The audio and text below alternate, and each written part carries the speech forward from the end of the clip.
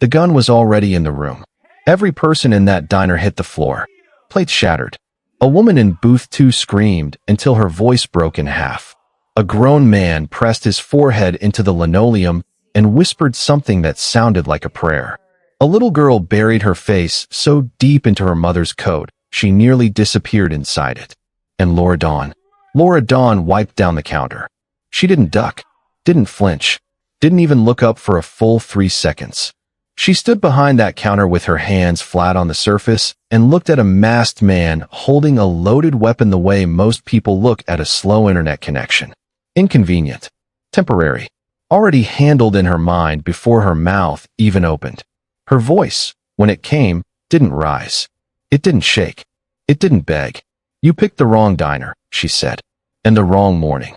The gunman froze. The hostage on the floor stopped breathing. The cook in the back went completely silent for the first time in 11 years of service. But in the far corner, the darkest booth, the one pressed against the wall like it was trying to hide, a man in a charcoal suit set his coffee cup down without a sound. He didn't reach for his phone. He didn't signal his men. He didn't move at all. He just turned. Slowly. Deliberately. The way a man turns when he hears something he has been listening for without knowing he was listening. His name was Shin-Chu. He ran half the underground operations in this city. He had sat across from men who begged for their lives and felt nothing. He had built an empire on the understanding that the world responded to power and silence and the willingness to use both without hesitation.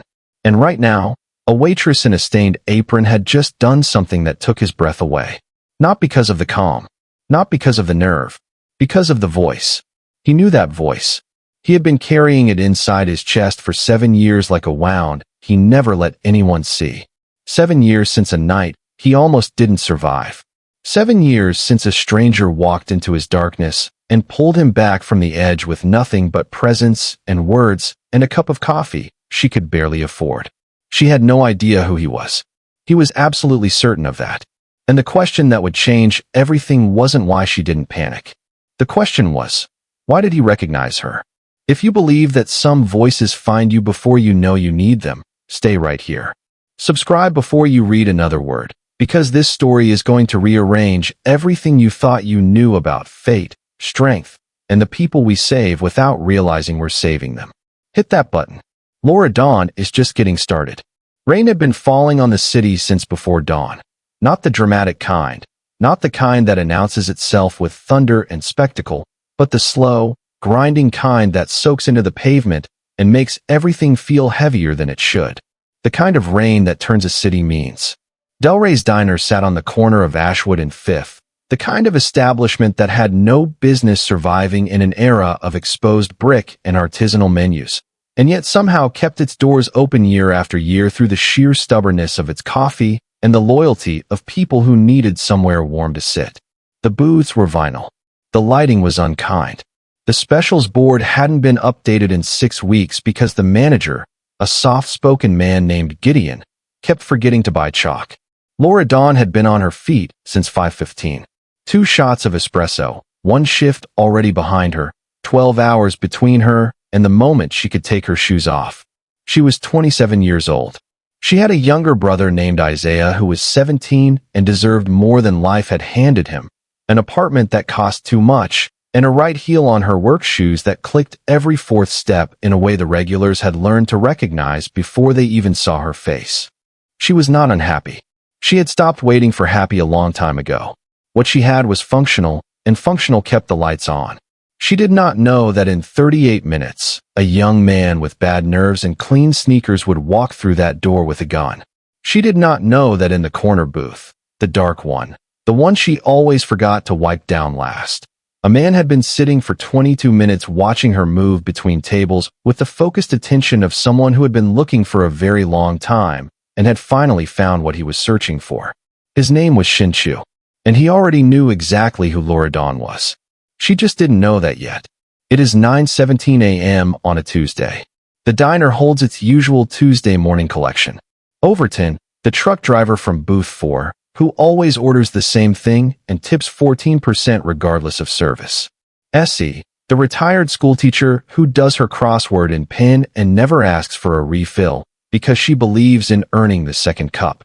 Two students, a boy named Deo and a girl named Frida, sharing a plate of pancakes, and the specific kind of argument that only happens between people who like each other too much to admit it.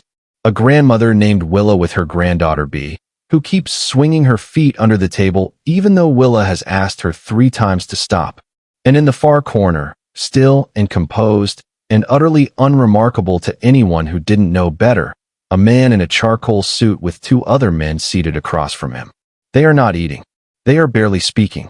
The man in the charcoal suit has a coffee cup in front of him that he hasn't touched in 6 minutes. He is watching Laura.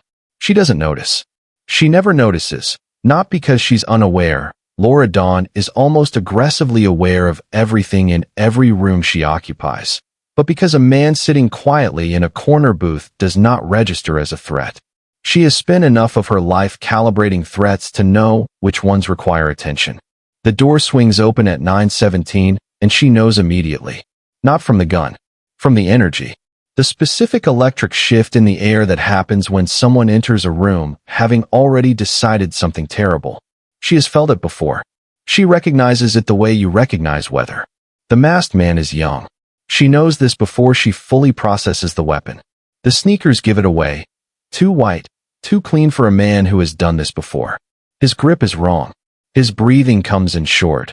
Ragged pulls through the fabric of the mask like he's been running, not physically, but mentally, running toward this moment for weeks, and has only just arrived and isn't sure he wants to be here. Everyone drops. Overton hits the floor so fast, he takes his coffee with him. Deo throws himself over Frida with the instinct of someone who has been waiting his whole life to be brave and is terrified to find out if he actually is. Essie knocks her crossword off the table. Willa pulls B so hard against her chest the little girl makes a sound. The other waitress, a girl named Sandra who has worked here for 3 months and will give her notice the following morning, screams once and disappears through the kitchen door so fast, she leaves her order pad spinning on the floor. Laura doesn't move. She stands behind the counter with her hands flat on the surface and looks at the masked man the way you look at rain when you're already wet. She takes a slow breath. She lets her shoulders drop. She does not raise her hands. She does not speak immediately, and the silence she holds for those 3 seconds does more work than any word she could have said because it tells the room, and more importantly, tells him that she is not afraid. Why isn't she afraid? What does a woman know about facing a loaded gun that the rest of the room doesn't? What has she survived that makes this, somehow, the thing she's built for? Open the register, the young man says. His voice breaks on the second word. The barrel of the gun drifts left, then right, the indecision of a hand that hasn't made peace with what it's holding. Laura tilts her head. The register has maybe $200 in it, she says. Flat. Conversational. The tone of a woman filing a report rather than a woman staring down a weapon. You came in here with that for $200 on a Tuesday morning. She pauses. You don't want to do this. It isn't sympathy. It isn't a plea. It is a statement delivered with the quiet certainty of someone who has looked at enough bad decisions to recognize one mid-formation. The gunman steps closer. The barrel is 2 feet from her face now. In the corner, Shinshu has gone absolutely still. His 2 men, Jowan on the left, Tae-suk on the right, have shifted in their seats. One has a hand moving toward his jacket. Shinshu raises a single finger without looking at either of them. Stop. They stop. His eyes are locked on Laura. Not on the gun. Not on the robber. On her. On the specific stillness of her shoulders. On the way her breathing stays, even while every other person in the room has stopped breathing entirely. He watches the way she holds the young man with nothing but eye contact and the weight of her voice, and something behind his own eyes shifts. A door that has been sealed for 7 years rattling in its frame. And then she leans forward slightly and says something low, something Shinshu cannot fully hear from the corner, and the young man's arm drops. Just drops. Like a string was cut. He backs toward the door. He pushes through it. He disappears into the rain. Sirens begin in the distance 3 seconds later, which means someone called before the robbery was even over. Laura pulls a rag from her apron and wipes down the counter where Overton's spilled coffee has run to the edge. She refills Essie's mug. She picks up Sandra's order pad. She clicks her pen. Shinshu stands. His men stand with him. He leaves enough cash on the table to cover 8 meals, walks past the counter without stopping, and does not look at Laura directly. But as he pushes through the door, he pauses. Just for a moment. Just long enough to hear her voice one more time as she asks Willa if Littleby wants a hot chocolate in the house. He closes his eyes. 7 years. That voice. That exact voice. He walks to his car and sits in the rain for a long time with his hands folded in his lap. His driver, a quiet man named Rule, knows better than to ask. Shinshu picks up his phone. He calls the one man in his organization who finds people. The waitress, he says. The one from this morning. I need everything. Her name. Her address. Her history. Everything. He hangs up and leans back and stares at the ceiling of the car. He has been waiting 7 years for this morning. 7 years ago. A different city. A diner that no longer exists. Shinshu is 22 years old, and he is sitting in a corner booth at 3 in the morning thinking about a bridge. His father has been dead for 6 days. The funeral was held in a room full of men in dark suits who came to confirm the death and calculate the vacuum and decide which pieces of the old empire were worth lifting and which ones could be left to rot. Shinshu was the piece they left. Too young, too unproven, too unfamiliar with the language his father's world operated in. They looked at him the way powerful men look at things that don't yet have value. Briefly, without interest, and then away. He hasn't eaten in 2 days. He has $41. His room above the dry cleaner 3 blocks away is waiting for him, but he cannot go back to it. Cannot sit inside the silence his father left behind. Cannot stare at the wall. So he is here. Corner booth. Untouched coffee. Rain on the windows. He had walked past the bridge 6 blocks east on the way here. He had stood at the railing. He counted, though he wouldn't know why until later, 11 minutes. 11 minutes of staring at black water and considering, with the cold clarity of a man who has nothing left to protect, how simple it would be to stop carrying a name that had given him nothing but debt and absence, and a dead man who never once said the word proud. He didn't jump. Not because he decided to live. His legs moved before his mind could decide. The body chooses for the brain. He ended up in the diner because the lights were on. He has been here for 2 hours. The waitress stopped checking on him 40 minutes ago. The cook is scraping the grill in the back. The city has forgotten he exists. He is still thinking about the bridge. The door opens. He doesn't look up. Someone slides into the seat across from him, and he assumes it's the waitress coming to tell him to order something or leave.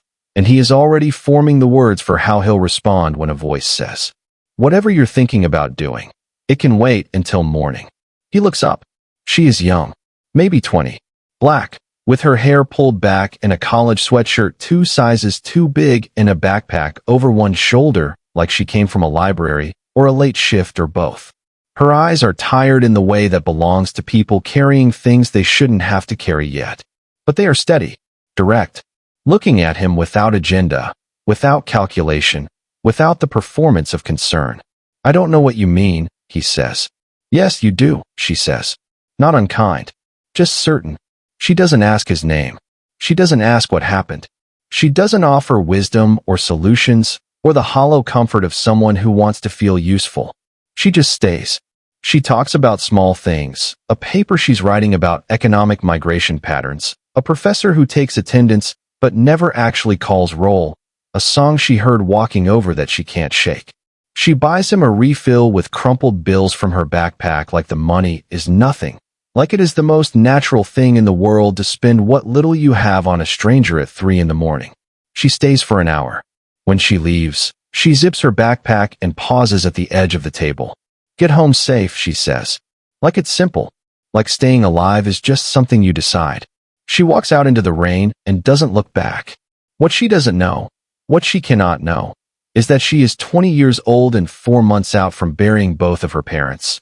And she has spent the 3 months since walking the city at hours when the grief is quietest, sitting with strangers who look like they're disappearing, talking about ordinary things because ordinary things are the only proof she has that the world still exists and she is still in it. She helps people because she cannot help herself. She sits with strangers' darkness because she cannot sit alone with her own. She will not remember this night, with any clarity. The face across from her will blur into the faces of others. The specific weight of this hour will fold itself into the general weight of that year and become simply the time I lost my parents and learned to keep moving. Shinchu sits in the booth for another hour after she leaves. He doesn't go to the bridge. He goes home. He sleeps. He wakes up the next morning and makes the first decision in a long series of decisions that will eventually make him untouchable. Every empire he builds, every risk he takes, every morning he chooses to stay in the world. It all begins the night a stranger told him it could wait until morning. He never learned her name. He heard her voice every single day for 7 years. The video hit the internet at 6:52 that evening. Isaiah finds it first.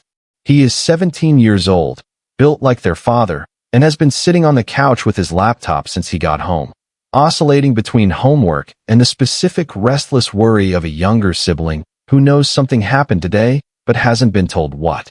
When Laura walks through the door, still smelling of coffee and rain and the particular exhaustion of a 12-hour shift, he turns the screen toward her without a word. The footage is shaky, shot from under a table by someone whose hands were shaking badly enough to make the whole frame bounce. But Laura is clear. Perfectly, almost absurdly clear. Standing behind the counter with her hands flat on the surface, looking at a masked man with a loaded gun the way most people look at a slow elevator. The audio is muffled except for her voice, which cuts through everything. The caption reads, "Waitress doesn't even blink during armed robbery." It has 600,000 views. By morning it will have 2.5 million. Laura watches it once. She hands the laptop back. "What do you want for dinner?" Isaiah stares at her. "Laura, there was a gun." "There was," she agrees. "What do you want to eat?" He opens his mouth. She gives him the look, the one she has been using since she was 20 and suddenly responsible for both of their lives, and had to learn fast that the only way to hold things together was to refuse to let Isaiah see the seams. He closes his mouth. "Noodles," he says quietly. She showers. She sits on the edge of her bed with wet hair and presses her palms flat on her knees and breathes for exactly 4 minutes. Then she gets up and makes noodles, and they eat while Isaiah does homework at the kitchen table, and neither of them mentions the video again. The call from Gideon comes at 8:45 the following morning. She already has her keys in her hand. She picks up on the second ring and knows from the first syllable of his voice, that specific hesitation, that pre-apologetic exhale, exactly what he's about to say. Gideon is not a bad man. He is simply a man whose diner cannot survive a camera crew and whose kitchen would not survive the attention the video is now bringing to his door. She is not fired for the robbery. She is fired because the robbery made people look. "I get it," she says. And she does. She hangs up. She stands in the hallway with her keys in one hand and lets the silence sit for 3 seconds. Then she puts the keys back on the hook. She takes off her uniform and hangs it in the closet because that is who she is, someone who puts things away properly even when the ground is falling out beneath her feet. Isaiah is at school. The apartment is quiet. She opens her laptop and begins searching. She applies to 9 places before noon. She eats 2 bites of cold leftover noodles standing at the counter. She doesn't cry. There is no one to call. By the time Isaiah comes home at 4, dinner has started and the laptop is closed and Laura is sitting at the kitchen table looking like everything is handled. It isn't, but it would be. It always was. The knock comes on a Thursday, 2 days after the firing. Laura is at the kitchen table in yesterday's clothes circling listings in a newspaper she found at the laundromat because her laptop charger has stopped working and she can't afford to replace it yet.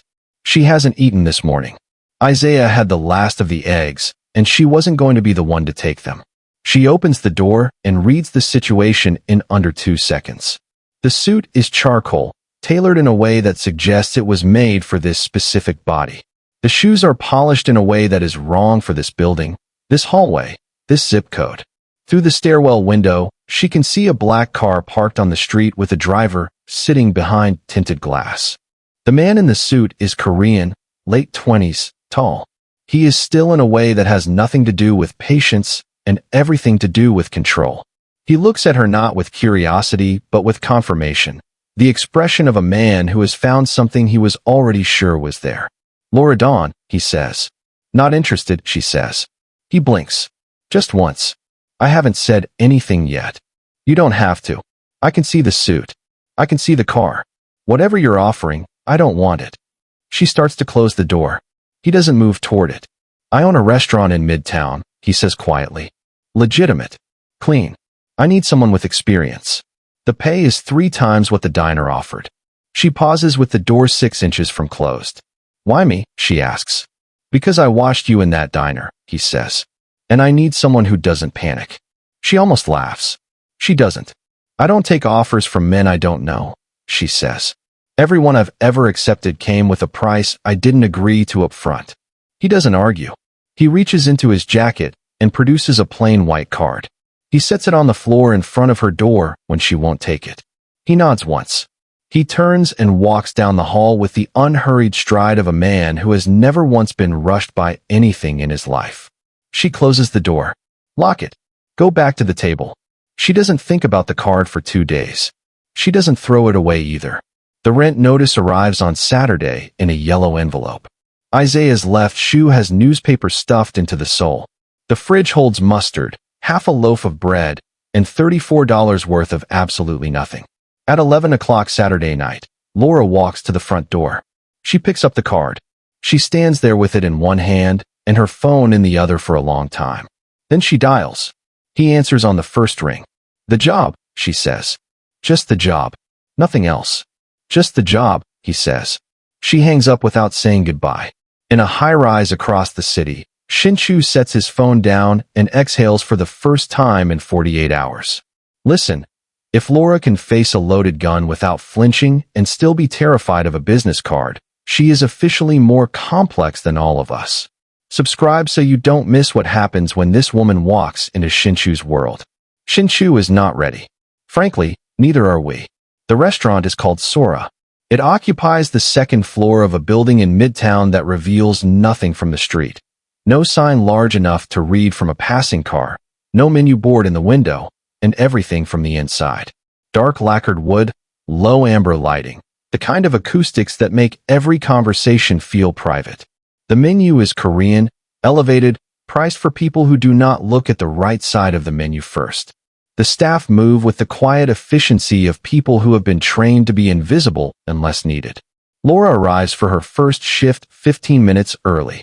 By the end of that shift, she knows every server's name, every table number, and which 2 dishes the kitchen runs slow on Mondays. By the end of her first week, Kofi, the floor manager, a precise Ghanaian man in his 40s who has managed restaurants for 20 years and believes deeply in the clipboard, has stopped checking her sections because there is nothing to check. She is good at this. She has always been good at this, not because she loves it, but because she refuses to be mediocre at anything that keeps Isaiah fed.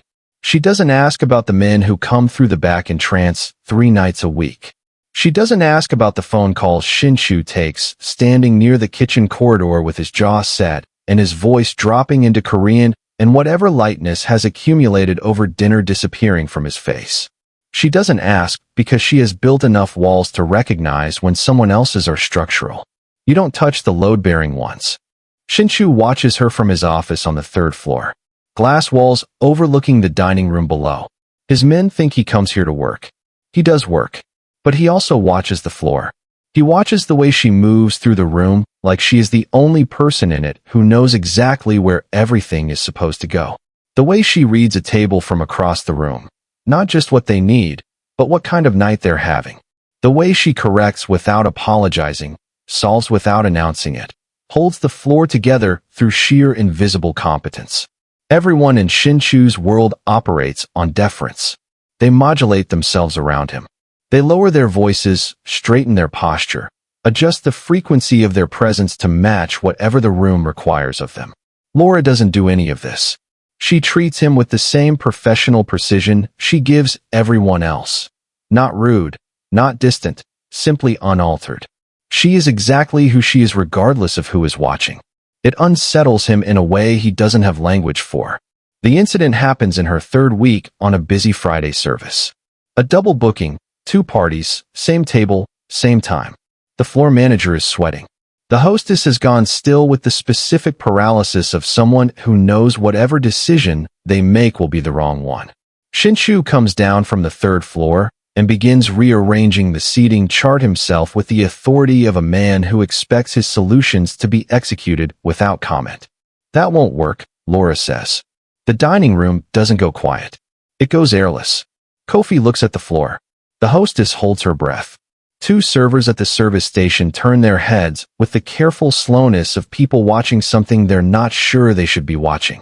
Laura is standing 3 feet from Shinshu with a tray balanced on one hand, pointing at the chart with the other. Table 11 has a regular who sits there every Friday. She'll complain for a month if you move her. Put the second party at table 7.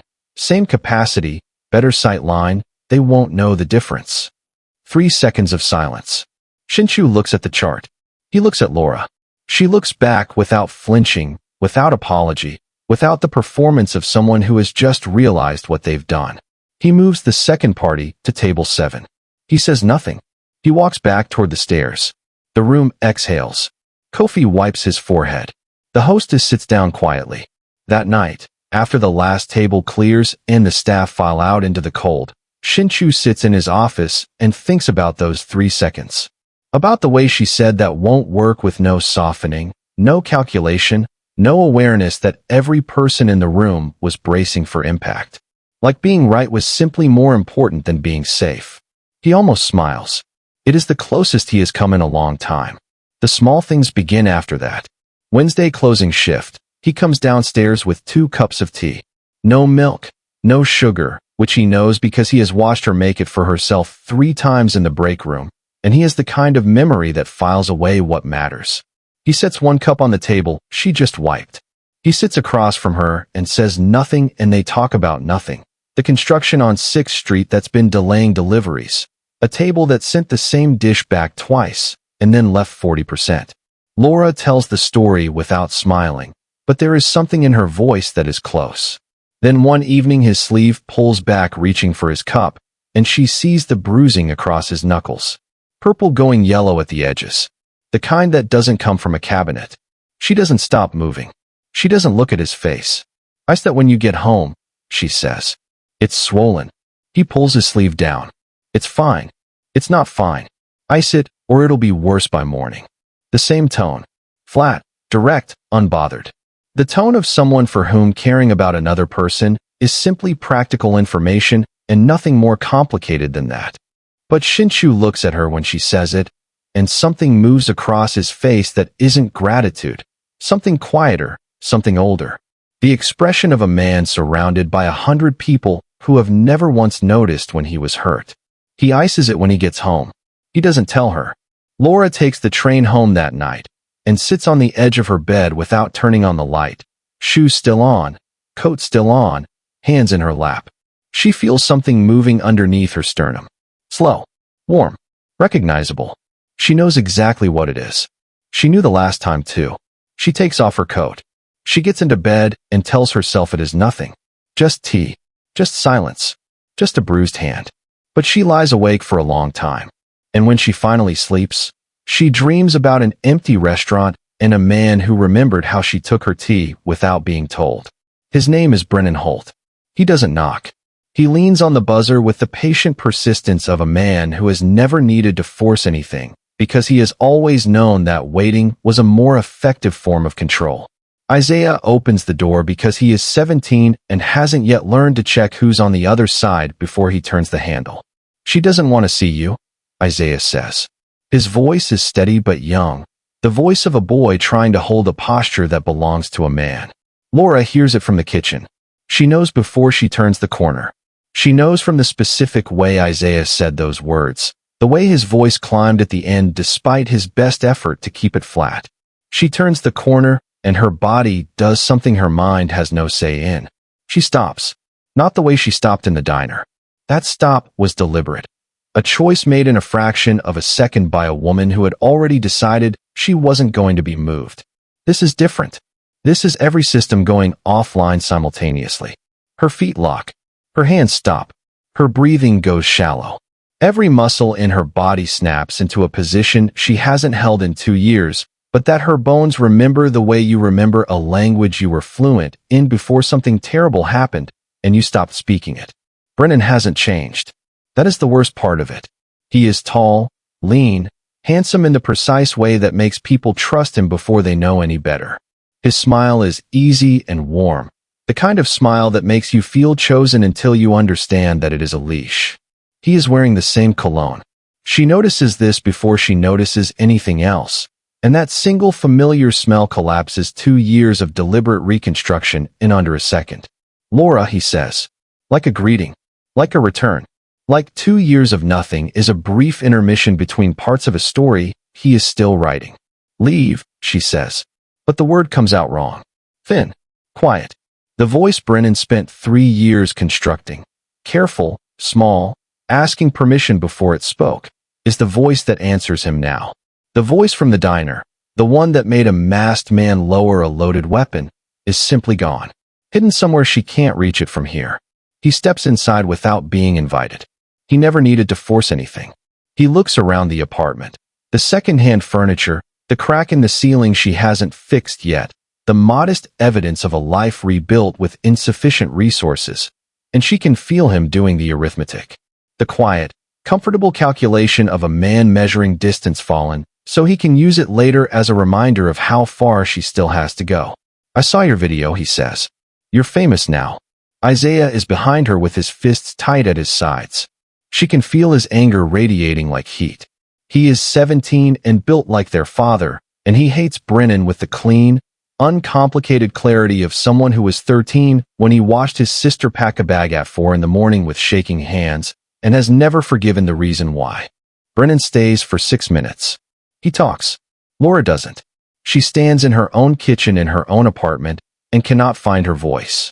The woman who stood down a robbery has been replaced by someone smaller, someone made to measure by 3 years of careful, incremental erosion. Someone who learned to disappear in increments so gradual she didn't notice until she looked in the mirror one morning and didn't recognize herself.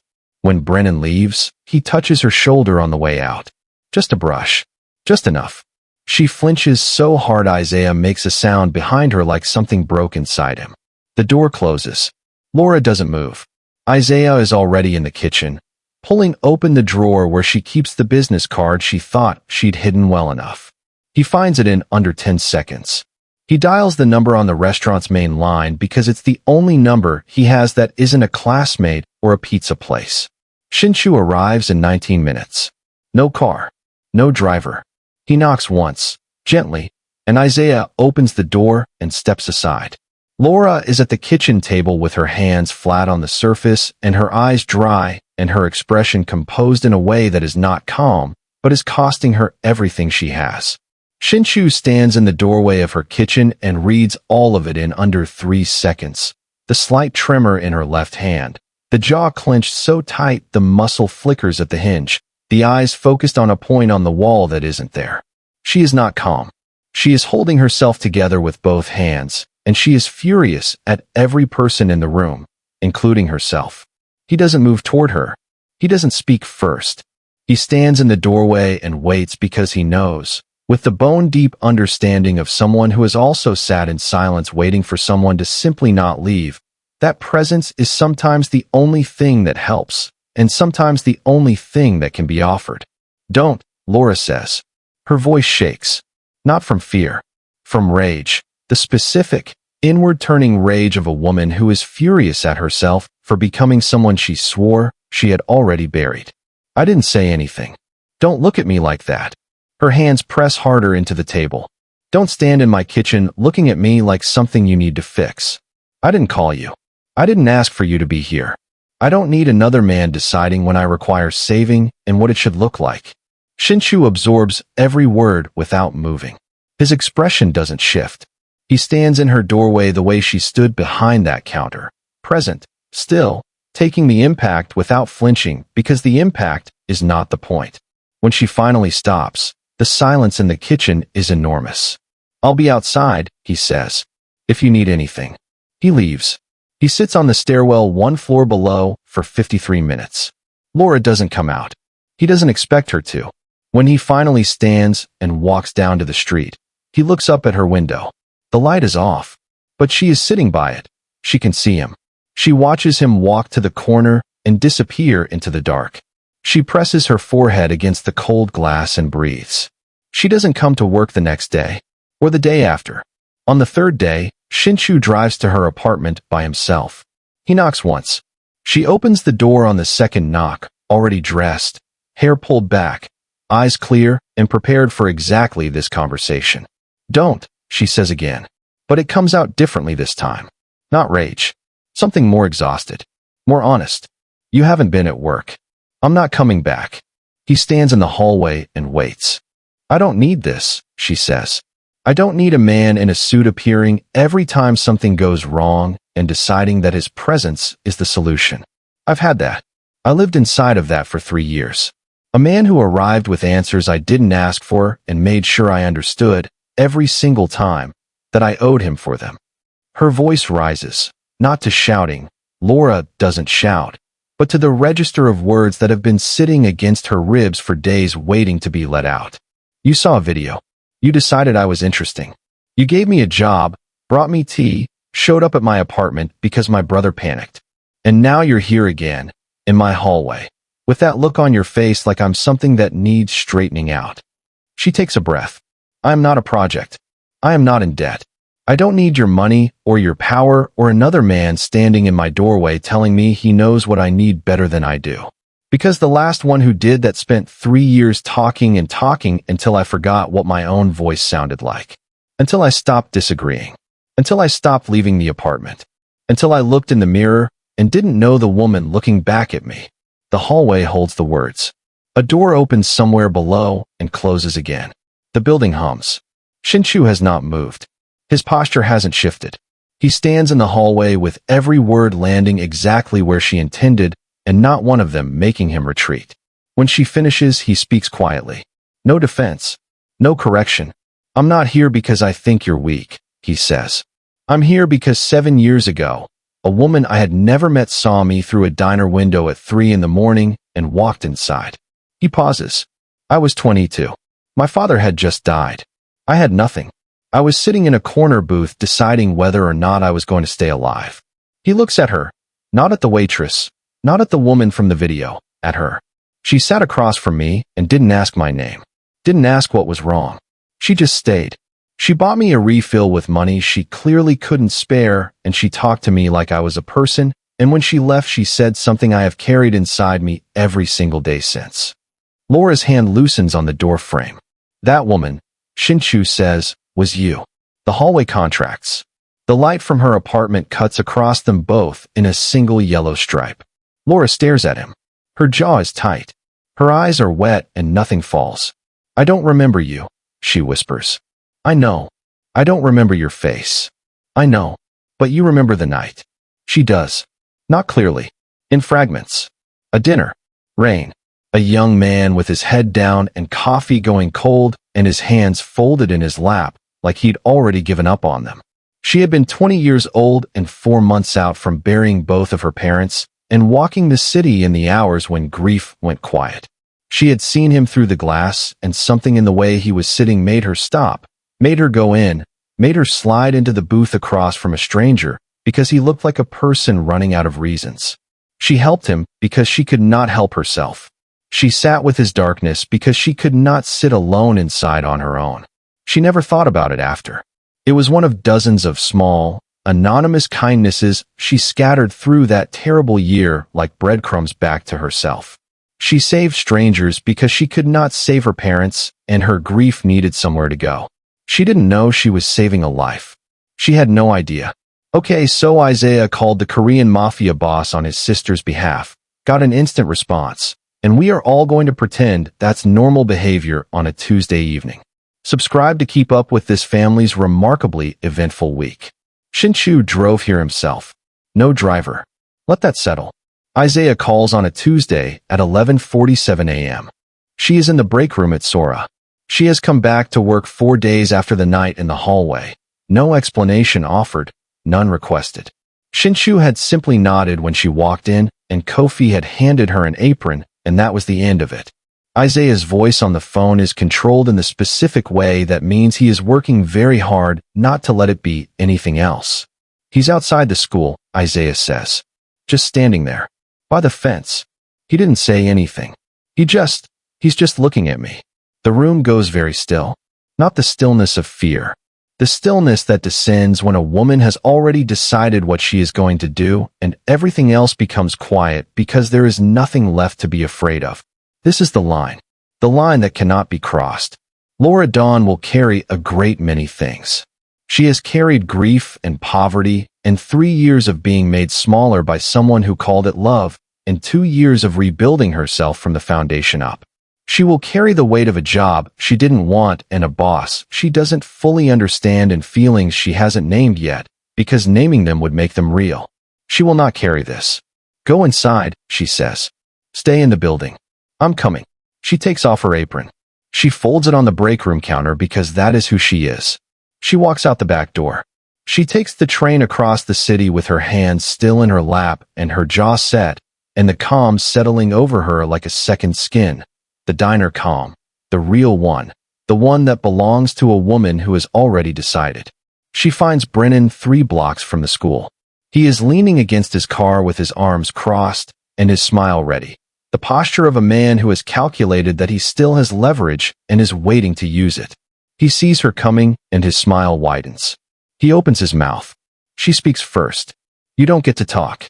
Her voice is level, steady, the voice that made a gunman lower his arm.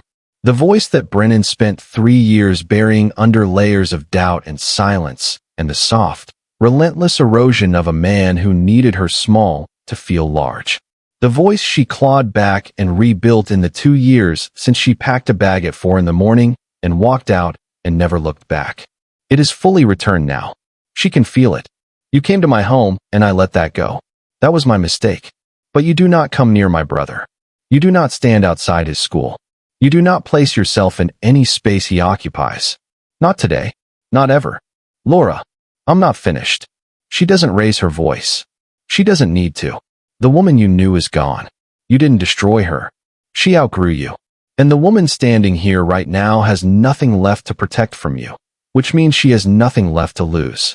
Come near Isaiah again, and I will take apart every comfortable corner of your life with nothing but time and patience, and the specific knowledge of exactly who you are. She holds his gaze. She doesn't blink. She doesn't waver. She stands on that pavement in the cold with the city loud around her, and lets him see all of her. Not the girl he met when she was 23 and grieving and vulnerable. Not the woman who flinched in her kitchen 6 days ago, but this one, the one who came back, the one who stayed. He searches her face for the crack, the familiar one, the one he spent 3 years finding and pressing. He finds nothing. He gets in his car. He drives away without looking back. The adrenaline hits 3 seconds later, a wave starting at her knees and climbing to her chest, and she absorbs it, standing upright, because she is done falling. She turns around. Shinshu is across the street. Not close. Leaning against a wall with his hands in his pockets in the way he leans against everything. Like the world can take all the time it needs. He is not walking toward her. He is not checking on her. He is simply there.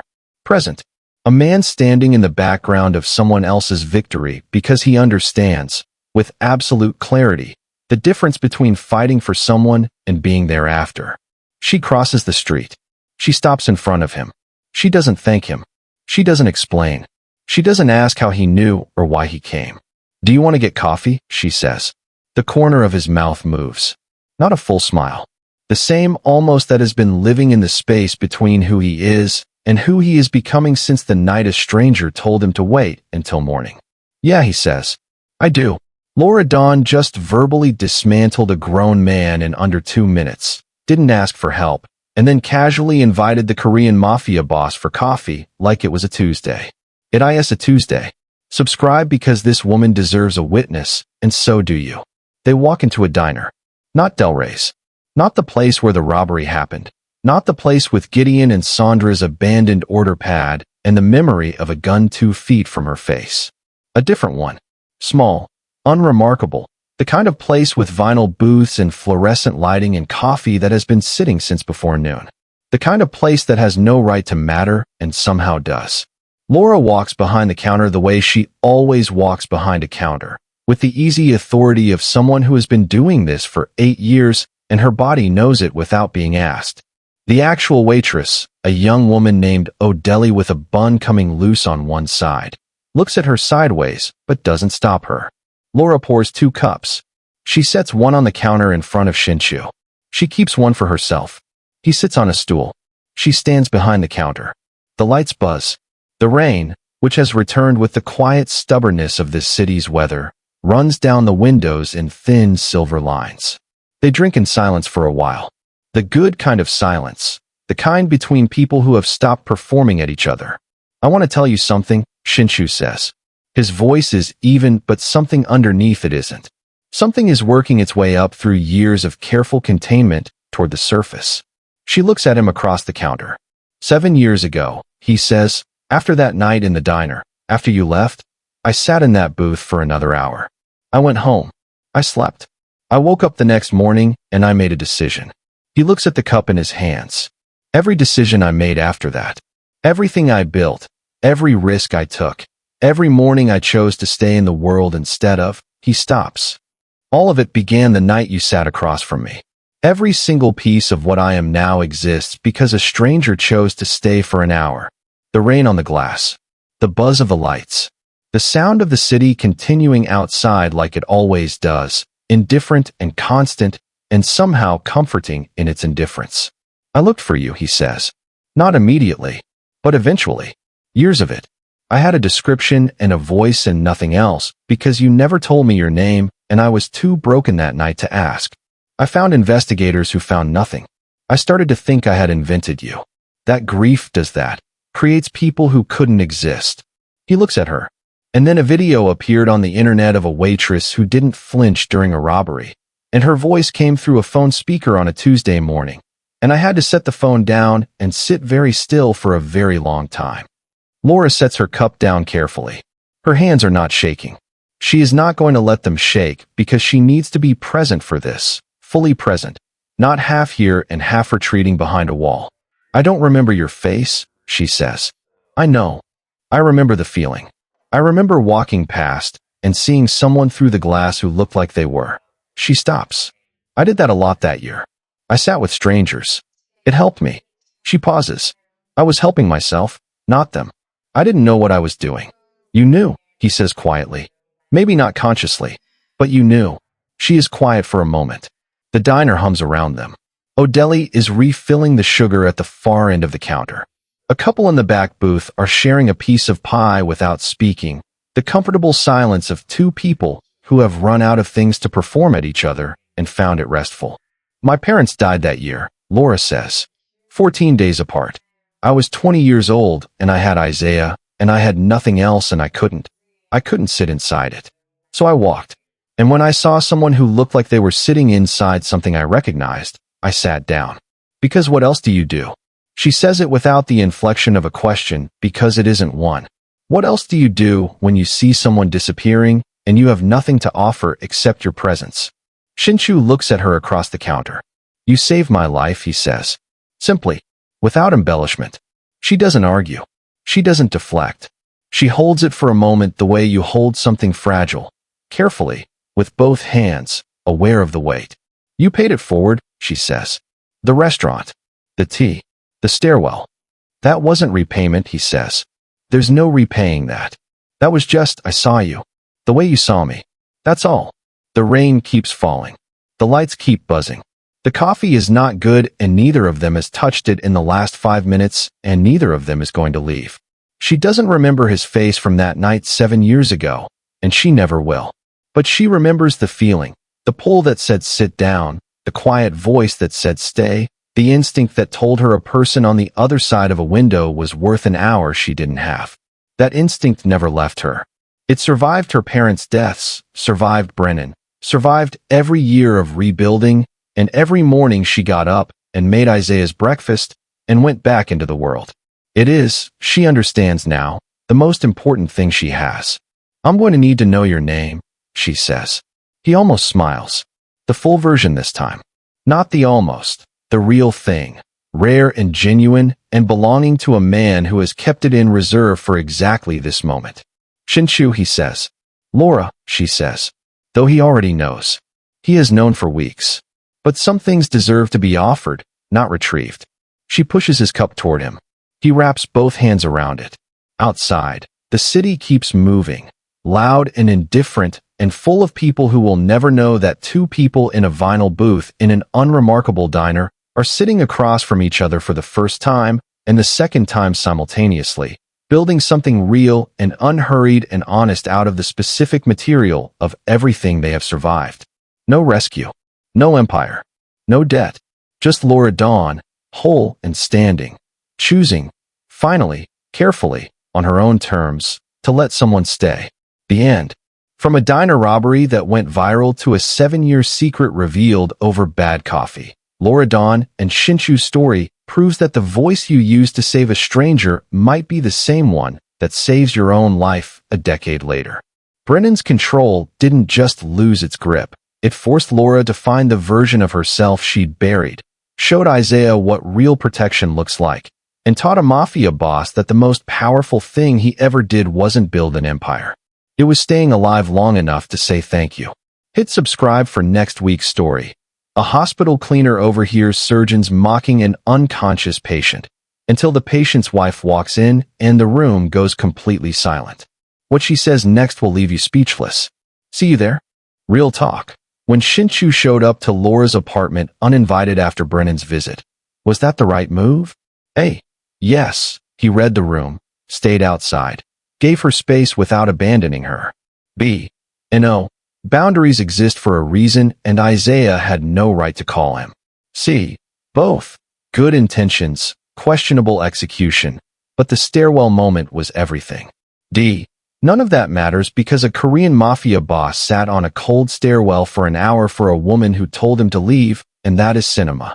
Drop your answer below. And tell us, have you ever had someone show up for you in silence, without fixing anything, just by being there? Did it help or make things harder? Also, Laura froze when Brennan walked in, even after she faced a loaded gun without blinking.